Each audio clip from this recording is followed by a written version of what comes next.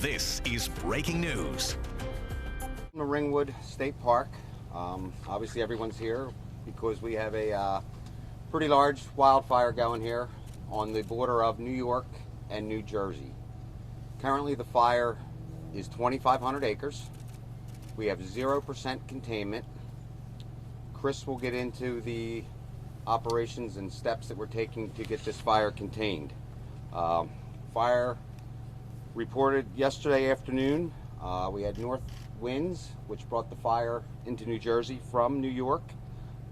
The area where the fire came into the state was inaccessible. So crews are in the process of building control lines around the fire on the New Jersey side. We'll commence with some backfiring depending on the weather. Make no mistake, though precipitation is forecasted, that's not going to solve the problem that we have here with this wildfire. It's inevitable that this fire is going to continue to burn up until it reaches our control line. So we may not actually get this done today, possibly not even tomorrow, but hopefully by the end of the week we can secure our control lines and make sure the fire stays where we want it to. As of right now, we have 2 residents that are threatened on the New Jersey side. We also have 8 historic buildings which no one is residing in, but currently they are threatened. The New Jersey side has 0 evacuations. So all in all, fire total, we have 75 wildland firefighters engaging the fire as we speak, along with over 200 local volunteer, career, fire departments and partners we have assisting with the structure protection and providing our folks with some water and necessary teamwork that goes into putting one of these fires out. New Jersey side has various roads closed. Exactly what they are, I'm not exactly sure. But as of right now, to update you on the other 2 fires that are going here in New Jersey, we also have the Pompton Lake fire, which is 175 acres. That fire is 75% contained. And just to give you guys an idea how busy we've been here on the New Jersey side, since October 1st, the New Jersey Forest Fire Service has responded to 537 wildfires here in the state for a total of 4,500 acres consumed by fire. At that point there, I'm going to turn it over to Jeremy, talk a little bit about what's going on the New York side.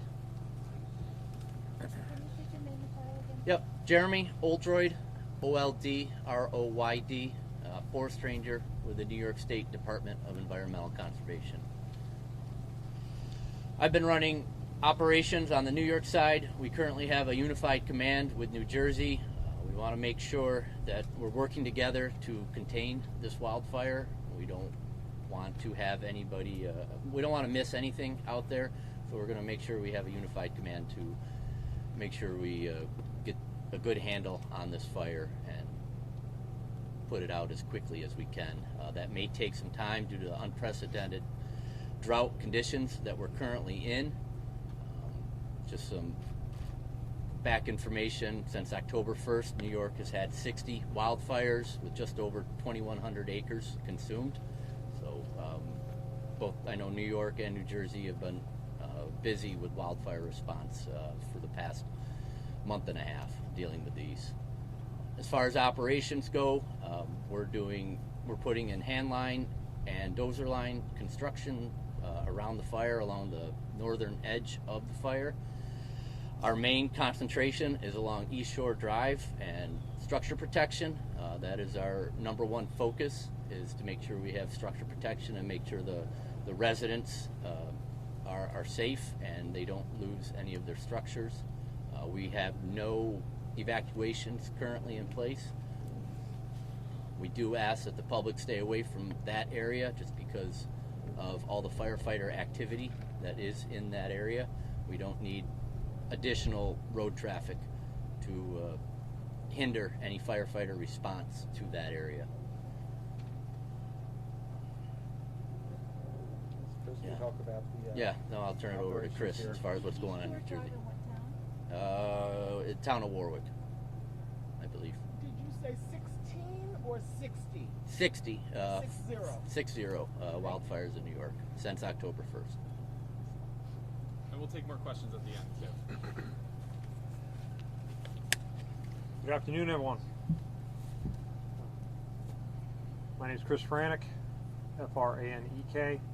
I'm one of the unified commanders for this operation on the Jennings Creek fire.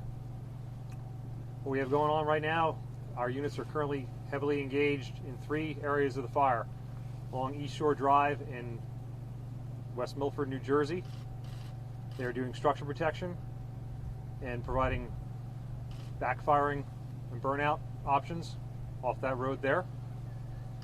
Units are engaged along the Monksville Reservoir, off the fire roads and trail systems there, trying to reinforce and burn out along those roads. And then up near the New York border in the inaccessible terrain, we have crews out there reinforcing and burning out along there.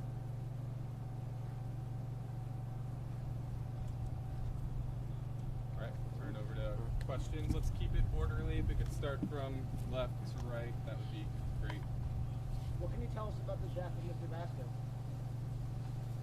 That would be a New York question. Our condolences go out to the family of the firefighter who was killed yesterday. That is being under investigation by the New York State Police, and when they're ready to release a statement, we'll let them do so. Can you say anything about him? I don't personally know him. Can you tell us how it happened? Under investigation. Under investigation at this point. And the GoFundMe the family posted, can we get confirmation this is his photo? I don't know the firefighter. I don't know anything about the GoFundMe page. Could you speak to the role of firefighter and forest ranger safety fighting these displays? Wildland firefighting is a very dangerous profession, and we try to take as many precautions as we can to mitigate some of the hazards that are out there in the wildland fire environment, but occasionally accidents do happen. Unfortunately, one of our firefighters did pass away yesterday, assisting with fire line construction. When you gave out numbers for how many wildfires you fought since October 1st in New Jersey, 537, and in New York 60, can you give us a sense of perspective? Is that 10 times as normally? Can you give us a sense of how much the... Well, I can speak on New Jersey's behalf. New Jersey, for that same time period last year, after coming off a very dry, busy spring, that's roughly 500 more fires than we had this same period last year. What's the biggest challenge for your firefighters right now? Did you want to answer that? Yeah, I can just... We haven't had a fall fire season like this in New York since 2002. Something to this magnitude as far as the drought conditions that we're currently experiencing. I know there's no reports about the cause of the fire still yet. Anything on that? Well, right now we're focused on getting the fire under control so we can get our folks into the area where the fire, we believe, started. And at that point there, an investigation will be underway, and hopefully they'll come back to us with, we know the area of the fire, we just have to figure out what actually caused the fire. So that takes some time. The environment needs to be safe for our investigators to get in there and do the work they need to do. And can you say again where the fire started? New York. It's currently under investigation. Also, as far as point of compared origin. this fire season compared to past wildfire seasons in New Jersey, how does it compare in your experience? Well, New Jersey has a way of keeping records based on fuel moisture, which is how well things burn or how well things dry out, as well as how deep dryness goes into the ground. Both of these readings are off the charts here in New Jersey. So New Jersey's been keeping records for over 100 years. So New Jersey hasn't seen anything this dry since we began keeping records, which is one of the obstacles we're facing. Not only is the fire burning on top of the ground, but it's burning under the ground. So it's very labor intense to put these fires out. It takes a lot of time and energy. And you can see by those numbers, we've been running our folks ragged. So hopefully it's a little bit of precip, give them a break for a day or so, but it's by far going to solve any of the problems we got going on, either in New Jersey nor New York. It's going to take just a nice pace of rain over an extended period of time before we can successfully say that we've got these fires where we need them to be. We have fires in New Jersey that have been burning since July 5th. If that's any indication of how dry it is and what we're dealing with. Since July 5th. Correct. We have a fire that's been burning since July 5th, still burning today. Which one is that? That is the... Time Hill. It's a Tea Time Hill fire down in Burlington County. The acreage on this fire has been so much bigger than the other ones we've reported on in New Jersey. Could you just explain what makes this one different than some of the others? Well, a lot of it has to do with where it is. You know, it's remote. You know, it's mountainous, it's rocky. So gaining access to it, finding anchor points, and being able to establish control lines is very difficult when you have this type of terrain or this type of, you know, vegetation mixed in with the rocks and things like that. So we need to find anchor points to work from and build a line that will do what we need to have done. So that requires us to, you know, back up, if you will, a little bit further and make sure that our folks are working in the safest environment that we can provide them. Like I said, they're been running ragged here, and you know, our number one priority is to make sure that our folks go home at the end of the day. So right now, we're just focusing on finding an area where they can work, be relatively safe, and get the job done. I know you said 0 evacuations so far. Do you anticipate any in New York and New Jersey later this week? And also, what is your message to people at home who may be concerned about what they're hearing today? Well, if people need to hear anything, make sure you're hearing it from a reputable source. Right now, I don't anticipate any New Jersey residents having to be evacuated. I don't believe New York has anything anticipated. You know, if the fire cooperates and things go as planned, I don't see that being a problem for anyone. There's certainly going to be smoke in the area. You're going to see things along roadways burning and stuff like that, but I assure you, we have things well in hand. We're monitoring them, and if there's something that needs to be told to folks, we will make sure that message gets out, and we will do the necessary or take the necessary precautions to make sure we get people out of harm's way. Does it make a difference to turn on sprinklers at this point close to the fire? Sure, it doesn't hurt. Absolutely. You know, wind blows some embers and stuff like that may land on people's property. If it's not green grass and it's, you know, vegetation starting to transition this time of year where it's turning brown and stuff like that, certainly can't hurt. And even though you may not have known Dario Vasquez, can you just speak to this young man's service or his bravery or his heroism? Well, he's brave, that's for sure. I won't deny that. You know, here's a young man that's out there doing some really hard work.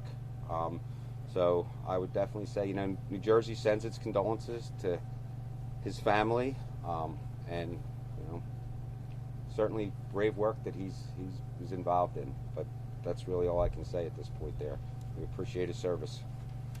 A ways down south, the cause of the fire in Jackson seemed a little shocking. Could you explain maybe what are our next steps when it comes to that one? Well, if as far as next steps, well, that's up to the court system, I guess. You know, we just present folks to the those that are responsible for enforcing the law, and you know, that's going to be up to the courts where this goes. So that's, you know, at that point, there's nothing we really have to say or do with that. I spoke to one resident this afternoon by the boathouse where you could see a big cloud of smoke. He was telling me, you know, when it was a little fire, I feel like they didn't do enough. Now it's a big fire. Obviously, the public doesn't understand completely how things work. Can you tell something, you know, that either a minor piece at least of how you Sure. guys are working on it? You know, it's very simple. Every fire starts out about that big. Let's be honest. You know, whether it starts as a match, a wire comes down, whatever. Fires start small. But until you can get access and securely make those fires to where they're not going to any longer pose a threat to everyone else, there's certain steps that we take. And our first step is to contain a fire. So in the process, that fire continues to grow until we come up with an area that we know that, you know, once we bring this fire to a certain line, like you hear us talking about containment lines and things like that, fires will continue to increase. But it's only for the well-being of our firefighters, the community, and, you know, they're the things that we have to do to make sure that, you know, the fire, you know, going and squirting a little bit of water on a fire right now doesn't do the job. And the fire probably wasn't that big when he's seen it. I know, I believe they were estimating this fire when they got in on it the night before last to be roughly 30 acres is when the first units arrived. So 30 acres is a little bit more than a fire this size. So what he saw and what he thought he saw isn't very realistic. Can you explain what an underground fire is? You said it's An underground fire is where a fire travels using the root system or the duff. You know, vegetation decomposes. That vegetation is still combustible. As it starts to decay and rot away, it allows fire, if it's dry enough, to travel. So you have a fire that you have in an area such as this here, and you have a root system or that combustible decaying vegetation, that fire will creep and smolder, and as it makes its way to the top, and if it comes up in some leaves or things like that there, here we have a ground fire again, which again, depending on, you know, your terrain and stuff like that, becomes a hillside fire that starts crowning and spotting. So the ground fire is what's on top. The underground fire is, you know, basically what's beneath the ground that everybody sees. That's the tricky part. Can you give us a timeline of this Jennings Creek fire, and are you seeing it spread faster than what you've seen before? Chris, why don't you talk to that point there, the little fire. So the again, the fire was reported more active the last, is it 20, 40, 2 days ago. We got called up here. Forgive me, we've been up and running ragged for like 3 days straight. Yeah. So it came in, probably about 5 to 6 acres reported to us. They said it was on the Jersey side. Our units then went up to take a look at the Jennings Creek area. We arrived at scene and found the fire well established, probably about 10 to 15 acres, and we contacted our partners in New York State that were also strapped for resources at the time, and we sent heavy equipment in there, bulldozers and firefighters to go try to contain it, and due to the extreme winds that occurred the other night with the red flag warning and everything, it pushed our fire crews off the line, and they had to go to a safe area and wait for it to calm down before we could re-engage. And then, as you guys saw yesterday with the weather, I'm sure it affected the New York metro area. The winds just howled, and you know, we had smoke filtering in, so it was just difficult to contain.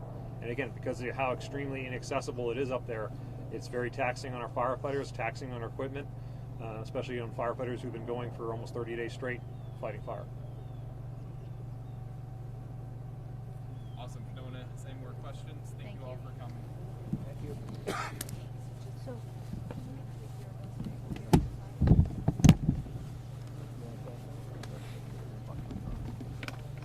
Yeah, so Sterling Ford. This has been breaking news.